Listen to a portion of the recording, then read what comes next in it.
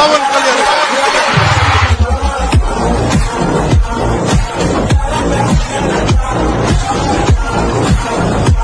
ఇప్పుడు వాయించడా మీరు ఆడేమన్నాడు రాడు శాసనసభ గేటు కూడా తాకనీయలేదు. మా గేటు తన్నుకుని వెళ్తాడు, తాకనేటువంటి ఇప్పుడు